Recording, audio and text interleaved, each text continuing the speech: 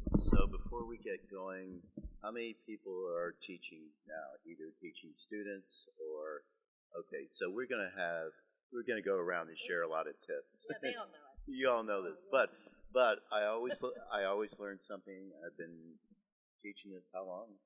30, 40 years. So I still learn every time we have one of these discussions. And I was yeah, okay. So what? So any case, I've sort of boiled down a few things. These two are going to have really nice presentations, but I still think one basic thing in teaching is we've got to set low horizons. I still think sometimes we try to pack too much in a session. And so I keep reminding myself, and I keep going over the line sometimes, but if there's one thing to do, you can get out of an hour, 15 minutes with one skill that will help somebody with a story. That is victory. And I still sit in on various workshops where people just try to jam everything in, and it scares people away. And I think that's the other thing is people learning new stuff, especially professionals, you start with insecurity and fear of looking bad. So that's another reason I try to keep it pretty simple and make it so somebody accomplishes something. And that's really pretty much what I remind myself. Oh, what's the other thing we used to say? If you're going slow, go slower. So anyway, but I'm going to turn it over because they've got some very nice presentations. Okay.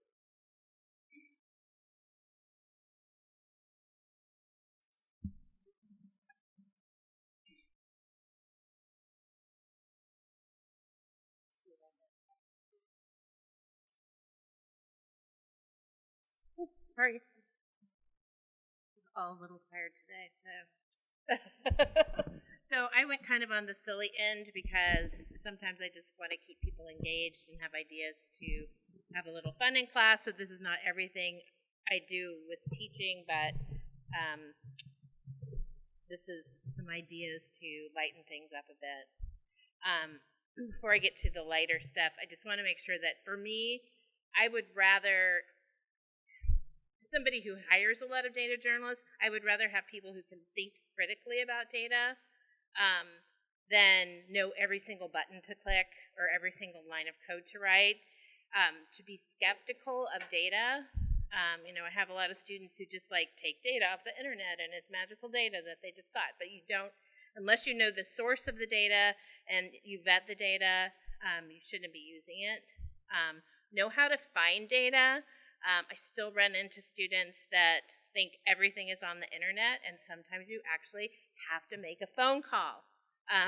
So I always have them make a phone call to see, maybe you can just get them to send you the data rather than filing a public records request.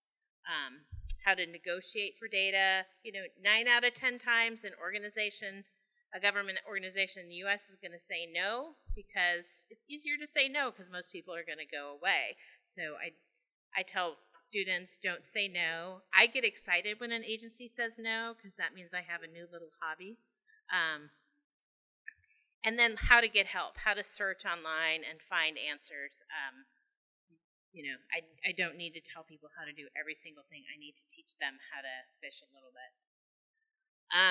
So I also encourage them to know the audience, and this is for teaching. If you're teaching somewhere where the data might not be as available as it is in, say, the U.S., have data that might be gettable in the place where you're teaching. Know the skill level of your class. I know we can't always control for that, especially at a big conference or something, but if you have the opportunity to assess skills of the class before you teach, especially if you're doing a longer training or teaching an academic class, it will help you customize the training to those students.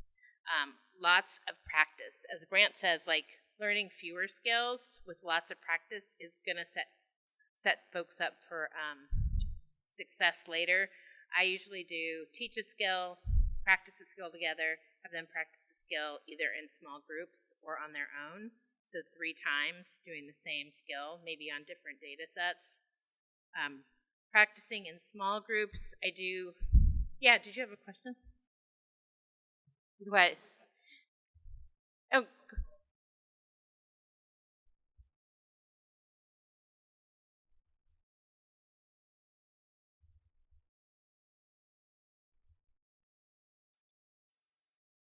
So I think actually in small groups, everyone looking at one laptop is good, because if it's like 3 people or 4 people, they're having to make decisions together. I do something called what do I call them? So I have this money that's called Query Cash. That's like fake money for my classes that I hand out. And then we do we do query championships where they pose questions to other teams, and then we trade questions. And so that gets them really involved in it, and I think it's been successful for the groups I've done it with. I think one of the hardest things to teach, though, is going from data to story.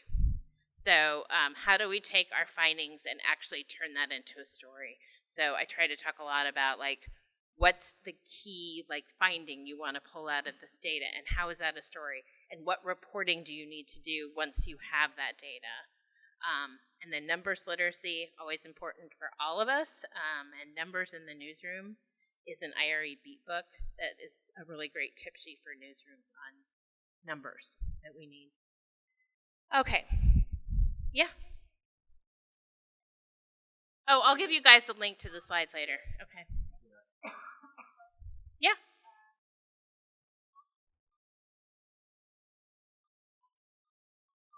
Yeah, either. Yeah. Yeah.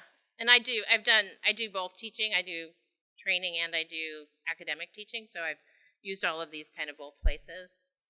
Some of them are more successful other places. Okay, so I'm going to... Yeah.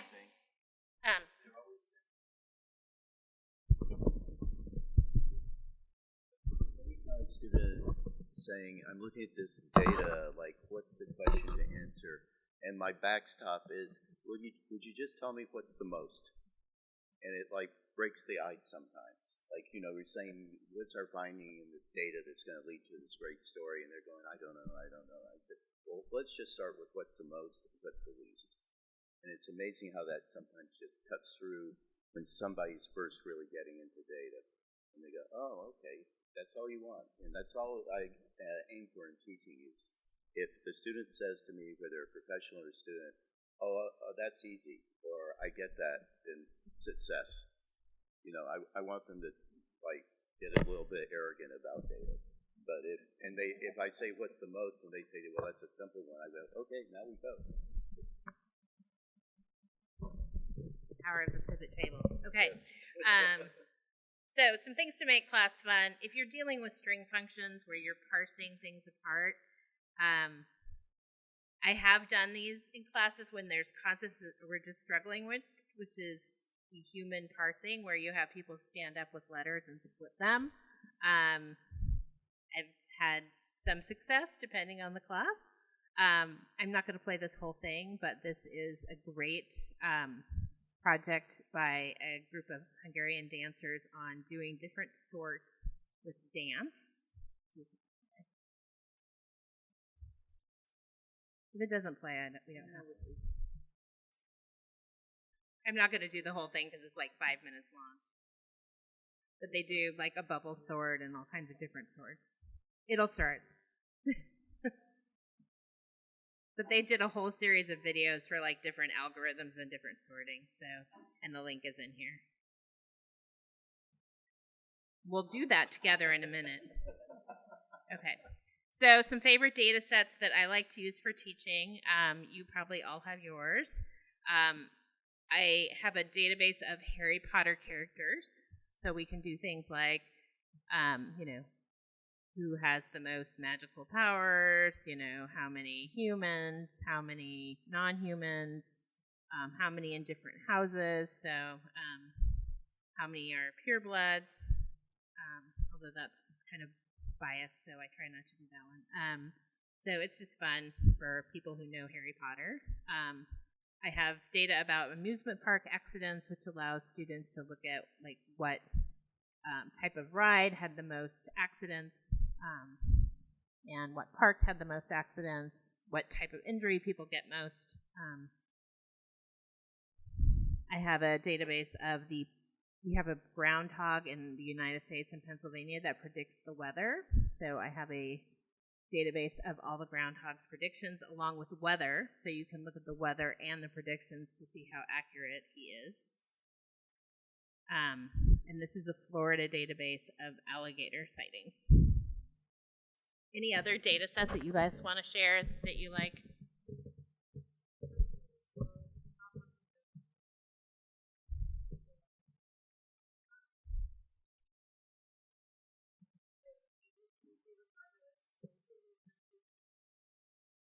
Oh, that's cool. Anybody else? Yeah.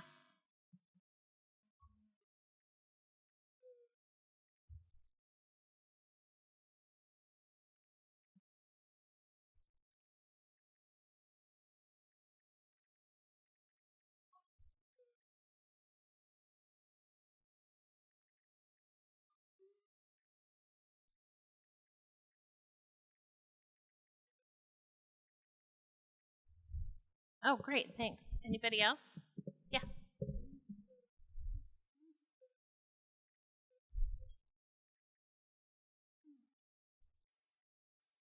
Oh, okay. Yeah.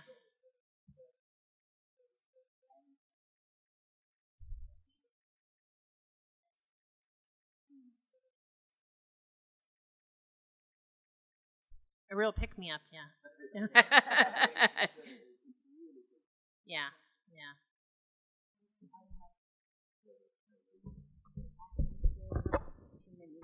Favorite data sets, but it's for a country like Turkey, you try to find more newsworthy data sets for the professionals. So I have like transgender murdered monitoring data sets. It's really very interesting, and people just feeling like how many people is get murdered, and globally you can do mapping and stuff. So this is like, it's not like a favorite, but it's yeah. But for instance, I used for the Flourish this week, and some of the regions they're really interested in the data sets because it was all PDF, as you mentioned, is all messy time to time. So it's structuring and publishing and sharing and updating all the time because it's really researchy. Yeah, I would love to share. Yes, I'm going to share.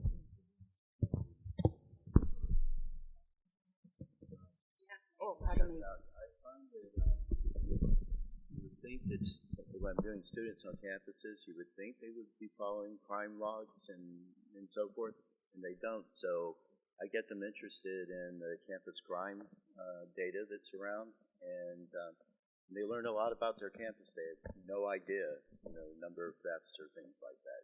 It's heavily on thefts, but I found, at least on the university campus, I'm always trying to get data sets that are pertinent to whatever the audience is, and that one is, I was surprised how many people weren't looking at it.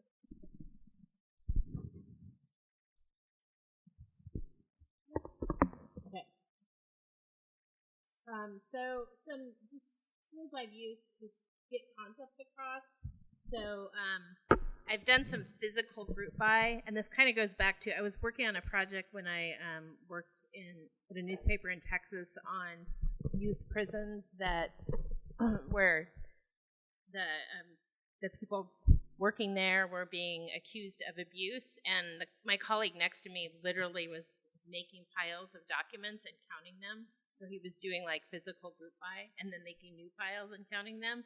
And so I sometimes will take like police records and have people do group by and count on actual things so that they see how much easier it is if you just do it in a pivot table or something like that. Puzzles are great for sorting and filtering and grouping because we've got different shapes and different colors. This is my team when I was at Reveal. We had puzzles which made everybody in the newsroom come talk to us, which was great to get conversations going about data projects in the newsroom. That's Scott Pham, who's now at NBC. Okay, this is my illustration for joining.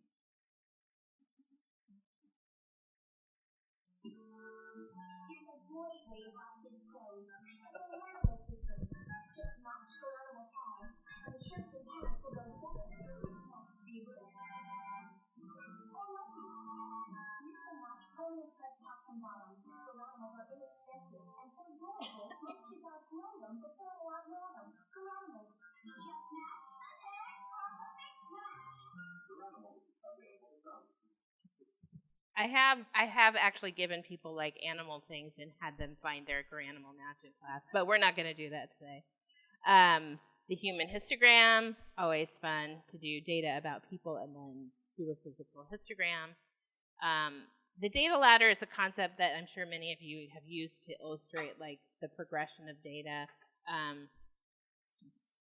Categorical data being at the bottom, and then as you progress, continuous data, and you can do more with data as it goes higher up the ladder. A dear beloved former colleague of ours used to stand on a ladder in class while we taught, so David Donald, for any of you who knew him. Dichotomous variables, always good illustrations with cats to understand on, off, yes, no. So much of the data that we get is like somebody got a ticket, somebody didn't get a ticket, somebody got a pardon, somebody didn't get a pardon. So we deal with a lot of data that's like that. Categorical data. And then one little exercise I do for just getting the concept of algorithms and loops across, I'm not going to give you M&Ms, I'm sorry I didn't have any, is M&Ms and paper cups. To understand how for loops work, and then a little bit of coding that I made up to get people to eat their M&Ms, but through an algorithm. There's also something called the command line murders, which is, if you just Google command line murders, it forms a pattern with the code that you write. Visualizing data, a lot of physical tools. Cheryl Phillips, who teaches at Stanford, always does a Legos visualizing exercise with her students, and they do amazing work with their Legos. Jonathan Stoneman, a couple of times, I don't think he did it here, but at the CIJ conference, he has done a data escape room, which is very fun. I had my class do visualizations with crafts, so they got M&M's, logos, various objects, and they had to create their own visualizations. And what they told me, this was my very first class, a visualization class I taught, is that they finally, they could physically really have to think about how to visualize their data in a way that they might not if they were using just a normal digital tool. Data scavenger hunt, I do this usually on my last day of class where they have to use all of the skills that they've learned throughout the semester to go find the prize at the end, which then they can cash in their query cache for more prizes later.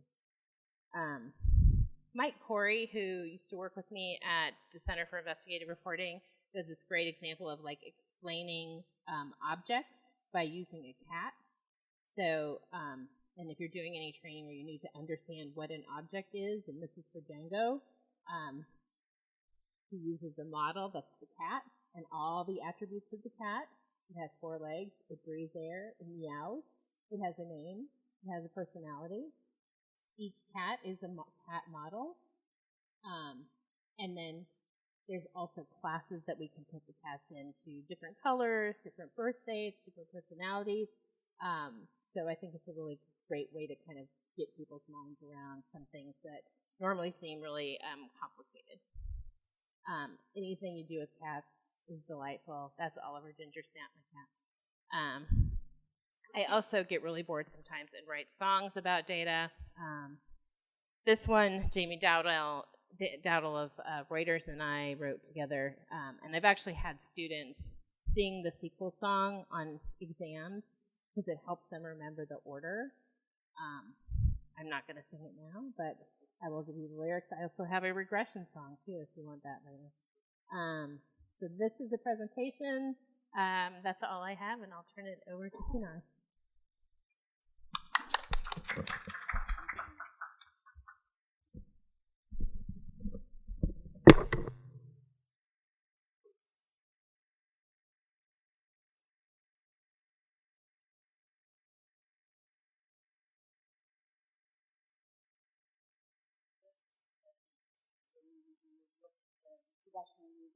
It's more conceptual presentation. That's the fun because it's also differences of shape. Because in certain countries, there will be different it's impressive. And very, very good. No. That can be changed. And thank you for being here. It was really tiring week, but it's just great to see you all. And for the new I was just teaching data journalism at the university, but also I've been teaching big data and data visualization in years because we didn't have anyone in the department for understanding data visualization. For both students and for professionals, I learn and I arrive at them. So I need to understand the level of the person with people groups. So what I do, I just go and plan very quick quizzes or some questions and try to understand the level of the level because it's not easy, even simple formulas and things to do. So the first things I do, how much they understand sorry. Okay. I need to understand the level of the data literacy. So, sorry, my English is not my mother tongue, so it should be maybe some part is not clear. Ask me for the repeat. So, reading data is essential. I try to make professionals or students to understand at the beginning of the actual course or training. The first things I do is, otherwise it's getting really messy and hard because I need to understand the level of the students and group. Reading, working with the data and communicating data, the level of this.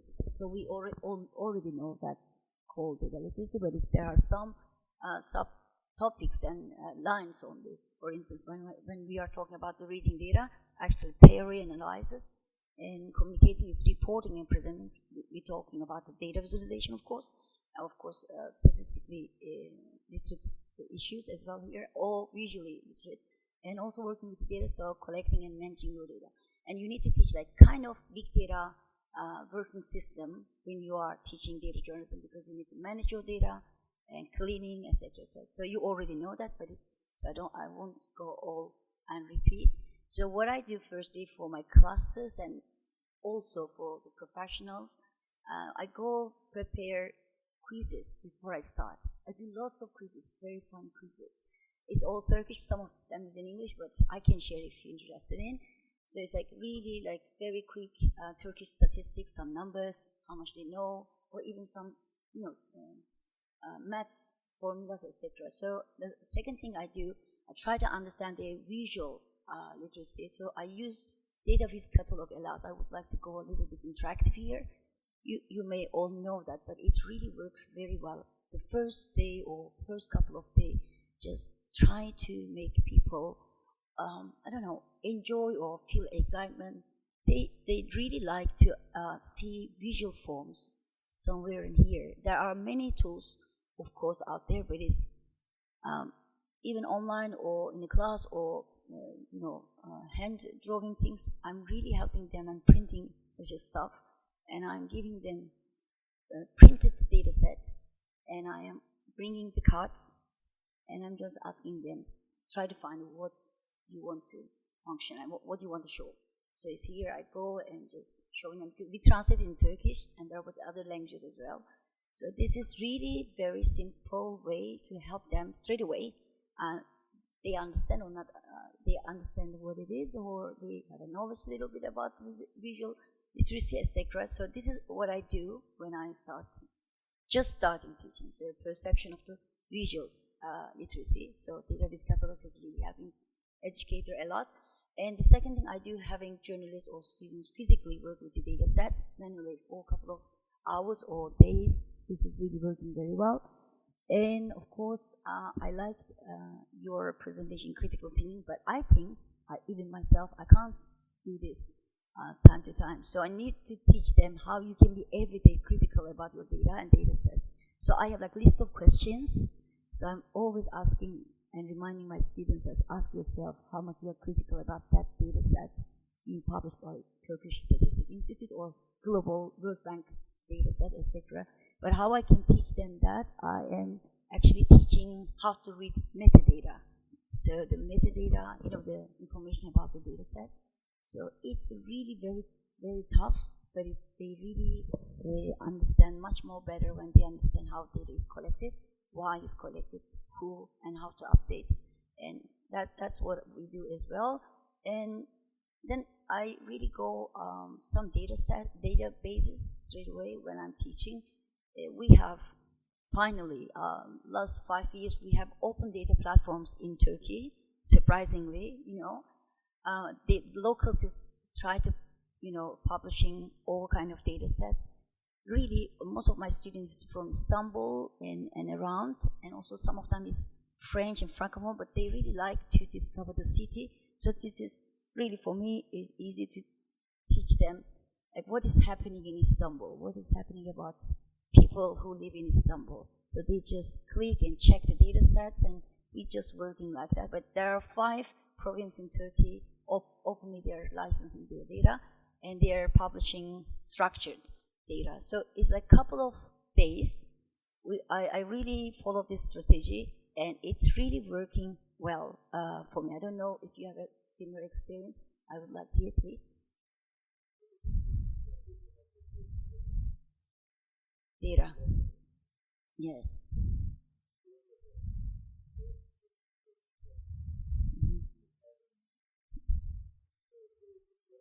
Mhm. Very good. Yes, that's really good. Yeah.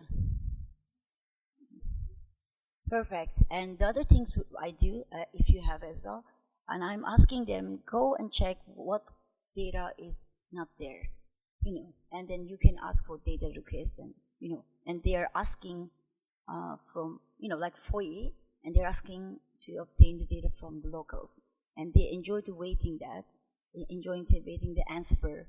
And this is really only the way helping some people to understand how to work with the data. And now this is, for Turkey, it's really working like that. You need to show them why it could be important, and how you can get this data, for everywhere. But it's for us a little bit difficult because they are not really up-to-dating the data. You need to always warning them. And it's nice that students or locals or professionals understand that, and they are asking more data, or they're writing for the Freedom of Information departments as well. And as you mentioned, I also really did lots of, with the school students and also professionals, we did lots of street job work. We were discussing, and I was dividing people to 3 groups, and I was asking, like, just go outside and try to find something on the street, because the stories are out on the street. So they were going and doing survey, and they were checking the local page of the place where they went, and they were coming and working 2 hours about the issues or problems of where they live. It was really always very practical, and they were understand more. And we were always doing, like, they were writing also stories and text and visualizations and coloring. Yeah, so this is really for me always working very well. That this one, you can see they enjoyed a lot. I brought lots of pen and papers and puzzles and some templates as well for them to work with. I don't know, physical data sets. Do you have also similar experience? I don't know, but it's even drawing like this is not easy for them. You already mentioned, like, people physically also not easy. They realize that it's more complicated to decide which visual form would be better for your data sets. And it's good practice, very good. If you have a time, if you don't have just 2 days workshops, it's fantastic to really plan your teaching program like this, even with the students of the level of, I don't know, you were saying something. You were adding something, I guess, right? No, yes, okay, yeah. No, okay. Okay, pardon, yeah. Yes. Sorry, so, am I explaining it enough? Good? I'm not sure, because, yes, it's just a little bit tired. And the other thing I'm doing with Business Physical, I'm really letting them to just exploring the data bases together. Not I'm just letting them, but it's just, I said, let's go search for the data. Where is the data? Because there is a platform that says search for the data. And the other one is about really public data, because I have Turkish Statistics Institute information here as well. And it's really amazing, and people can go and work local data sets and without thinking like, am I being wrong? It's really always concern for the students and for professionals, because they are scared about it. So we do like 2, 3 hours, 4 hours, and try to understand these correlations. And, for instance, like this one is about gross domestic products, and they don't understand what it is, but they go and spend it like a few times, and then they get more familiar about the topics. And same with it here. And all you need to do, check the Eurostat, for instance, and then you can and if you have your own data, you can upload. So most of the students who want to run story about population or mortality or marriage or divorce, and they choose their, city or country, or the country they like it, and they go and scrape another data and just join here, and they change the visualization form for themselves. So it's like really very teaching methods sometimes. Because, maybe American students or professionals, they have some level, but at home, it's really, you need to start from scratch, and you need to just give all the logics and everything. Sometimes they're asking very interesting questions, like you say, no, shouldn't be that much low. So I learn a lot. So by giving such a training, hands-on training, and at university, so you need to teach them. And even we made data literacy metrics, like how people learn and achieve most. And I think it's just doing project or scraping data or those kind of things is helping them to learn all this data pipeline. This is my favorite 2 database, so I'm just always doing that, and I'm asking them to upload their data sets related to any topics there in the database. So they just see that they're also adding something that they already created. This is also very, very cheap. The other things for teaching, I think so. Am I doing too much? I don't know. Yes? Yeah. Oh, thank you. Yeah, it's quite different for the home, because I need, for instance, you go check and Washington Post and you can see really fantastic visual form, but it's not the same in the country. Therefore, I need to remind the students and the professionals in Turkey why it's matter to work with any sort of data. And for the students as well, they say, okay, I need to spend too much time, and sometimes I'm not arriving any point. So I need to remind them how important you can save their life if you read the data very well, if you can write some data stories. So what I do, I'm also from the Sigma Award jury, and I'm like 3 years now, but it's also I'm part of the GIJN, and we do data journalism tracks as well. So their top 10 data journalism, I really helping them to just go and check and methodology and how they collect the data, who collected, what tools they use, etc. And they just, wow, if the Germany can do that, and then I can also do that, because it's simple data, the model is simple, I can find it so inspiring, sharing such a good example or about a project to some like undeveloped countries, professionals and students. They really get it quickly. They say, okay, I understand the methodology. And especially for this Sigma list, really very inspiring. It's open license, and you can just download. I'm going to upload my presentation there with, everything is, you can see from the Togo to China and then other countries, and you can see the problems, and they already share what kind of challenges there are, and students also understand the challenges here. And it's so nice, the both sides, you are just showing them, like, see, if you're going to be data journalist, you're going to learn, like, what is the challenge and problems. And this side, if, we are trying to teaching, and they also understand how long journey it is. So they need to spend the time to understand all data pipeline. So this is perfect and magical things, asking, like, seeing this description of the portfolios of the data journalism list and awarded or listed projects. It's very simple. And the other things I'm doing, I am taking students to the data centers of Istanbul data centers, and we do lots of collaboration together. And every year I'm inviting them my classes, and they're just they're offering job to the students at the beginning of the semester, and they get more excited. They say, if you go and understand how we can verify the data, your career could be in here in this our data center. And it's modern data center, actually. It's not physical, actually. So cloud, and they understand all engineered stuff. So interesting, and they like it a lot. The other things I have already shared, I really, when I'm working with data newsrooms, I'm just going their newsrooms. So they have no time. So when we finish here, I will go back home, Istanbul. I have one newsroom waiting for me to do their data units. I'm so excited for this, because first time some groups is very interested in, because normally they are leaving. They just say, we can't make it, it's too much work. But this group is really interested in a lot. What I do, I go there, I wait for them. They say, oh, I'm running for the stories. I said, okay, I can wait. So I'm programming my day for them till the night, and we can check which news can be data story. So I am helping and adding in that code visualization, and they understand how they even can use this kind of methodology even in the last minute or breaking news. So I try to find any logic and way to teach them, and this is my favorite. Not like it's a very set data set, but this one transmodal monitoring data set. So it's really been updating. I already automate this whenever they're updating. I'm updating as well, so it's openly. Everyone can access. This one I am using a lot, and for newsrooms, they really like to cover the stories and publishing, reusing again.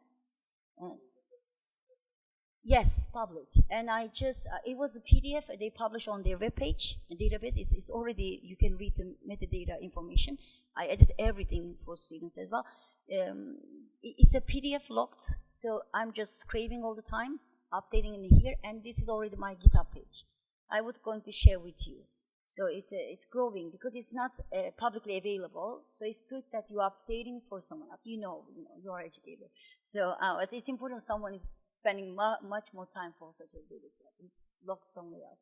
So this is my strategy. And here I have two teaching materials, but I'm not going. But basically, I'm always telling two things. Find a way to improve your data literacy. It's just basic. So the first thing is go and read the metadata. It's really unique. Second is just focus the story. Here is, I put it some things, but these two things really happen. Because if you get the point of the metadata, then you can already know where is the story. So these two things is really helping a lot. Thank you so much. I put it quiz here. If you like to share with your students, yes. Thank you so much. I finished my presentation. Thank you.